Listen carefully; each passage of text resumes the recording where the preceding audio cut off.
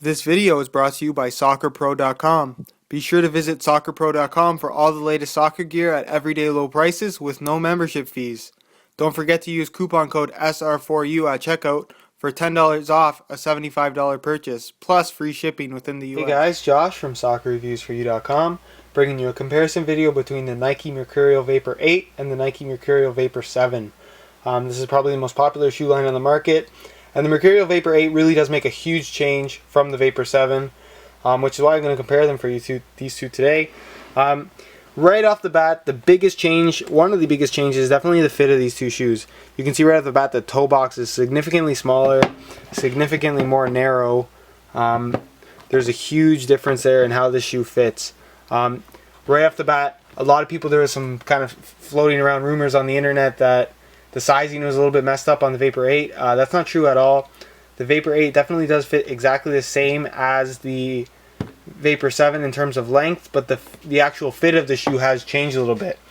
They've kind of changed the style, the shape of the boot. It's kind of gone back to that Vapor 3 style of shoe. For those of you that had Vapor 3s a little while ago, but it has definitely a smaller toe box, a lot lower, and a more pointy toe. So that extra room that you feel right away when you do put them on goes away after you give the front of the shoe some time to stretch. It'll go away after about 2 hours or so, and your toes will be right up against the front like they normally would in the Vapor 7. Again, the toe box significantly smaller. There's a lot less room than the Vapor 7, where you had a pretty wide forefoot, a pretty wide midfoot, and then kind of that narrow locked-in heel.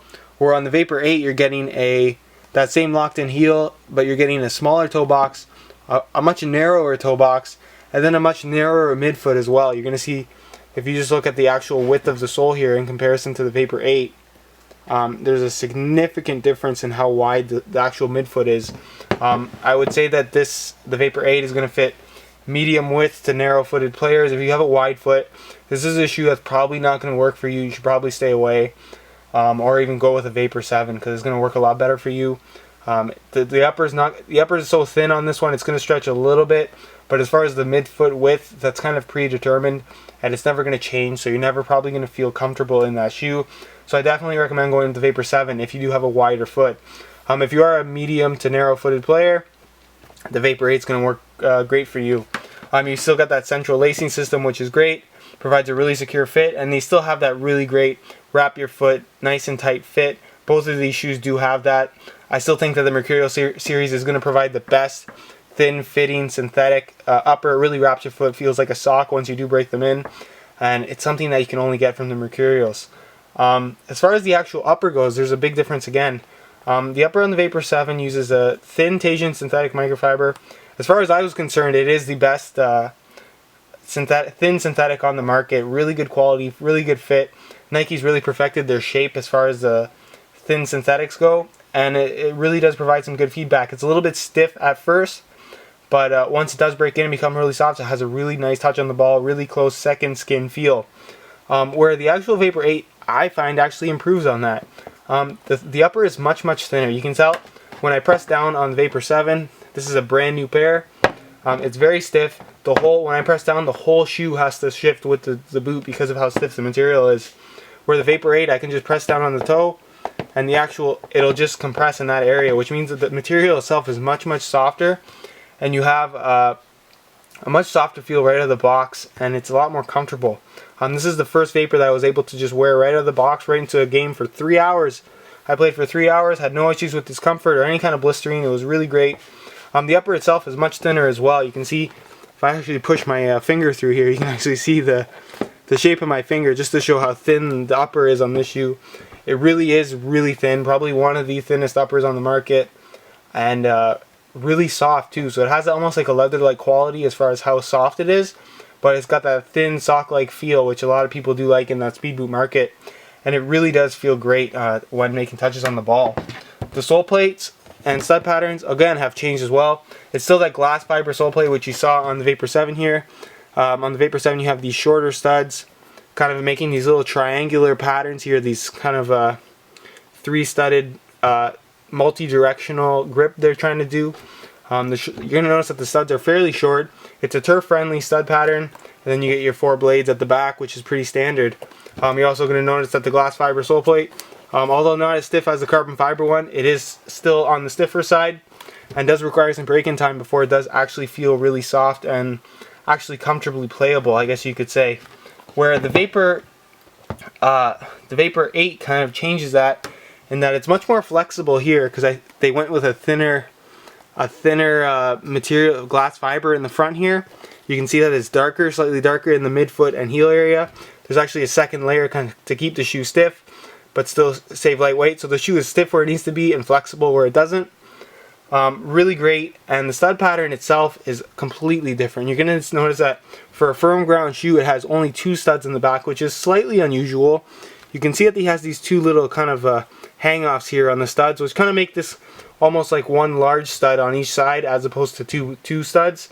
But they're really narrow and they dig into the ground really deep. They're very sharp almost, so they dig into the ground.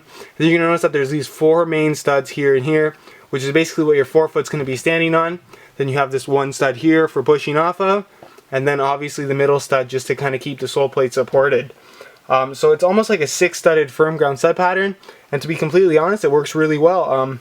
Surprisingly well. It provides grip in multi-directional, and it really does feel solid. There's no stud pressure, and it's turf friendly as well, which I was surprised. There's going to be some stability issues. Nothing like that, no concerns. I really do like the stud pattern. I think it's I wouldn't say an improvement, but it's definitely not a step back. It's new, and I think a lot of people are going to like it, and it's definitely worth giving a try if you are interested in the Vapor VIII. Given that this is a speed boot range, weight is a very important factor, and plain and simply put, the Adizeros have kind of beaten out the Mercurial as being the lightweight shoe on the market, and the Vapor VIII kind of changes that. I have a Vapor VII here. It has a listed weight of about 8.1 ounces. This is a size 9, brand new, never worn. It weighs in at 8.2 ounces, so it's 0.1 ounces. That's a pretty small variance. It's definitely lightweight, but I really found that you notice that lightweight, the really ultra lightweight feel, you get that when you get about below 7 ounces. That's when you really feel that shockingly light feel. And the Vapor VIII has a listed weight of 6.7 ounces, and it actually has a 6.7 ounce weight, which is really good. It's right on par with what they claim. Again, both of these shoes are size 9, but the Vapor VIII really has that super lightweight feel that I think a lot of people like, and a lot of people really like from the Adizeros. So definitely the Vapor VIII is definitely on par with the ultra lightweight shoes on the market. Super lightweight. I would say that for its weight, it's going to be probably the most comfortable and definitely the most solid feeling shoe. Also the best fitting. It really fits fantastically. I was really impressed with the Vapor VIII overall. It was a shoe that I wasn't sure about. The stud pattern, the stud pattern was different. I knew the upper was going to be different. They really took a lot of risks on this shoe, and at the end of the day, I really think it paid off. They've really kind of reinvented a shoe that really reinvented the whole speed boot market. The Mercurial was really the first to the races as far as creating that speed boot lightweight synthetic soccer shoe, and they were the leaders until the Adizeros came around. But I really think that Nike has something here, and they've really created something special. These are both fantastic shoes, but if I had to pick one, I would definitely go with the Vapor VIII. But again, that midfoot, more narrow fitting shoe is definitely not for everybody. So if you are a wider footed player and you still want that Mercurial feel, the Vapor VII is still going to be a really solid option for you. Well, there you go, guys. The full written review for the Vapor VII is already up, so if you want to check out that full written review, there'll be a link in the description, as well as high quality pictures and buy it now links with the cheapest prices online. The full written review for the Vapor VIII is not up yet. Expect that up in about 2 weeks or so, guys. But in the meantime, if you want to check out the high quality pictures of these shoes, as well as the buy it now links, there'll be a link in the description to the review page. Of course, the review won't be there. If you're watching this video a little bit later, I'll leave an annotation right about here, just to say that the review is up now, so definitely go check that out. Also, guys, if you're interested in checking out the super deal section on my website, there's a European as well as a North American section. And basically you can get all the best deals. It's basically a compilation of all the best deals from all the best retailers online, kind of compiled together on one page. It's updated daily, so it's a great place to find a really good deal if you are looking for a good price, even on a pair of practice shoes or an extra pair. It's a really great place to go check that out. Any questions you have not related to the video, go ahead and ask it on my Facebook page.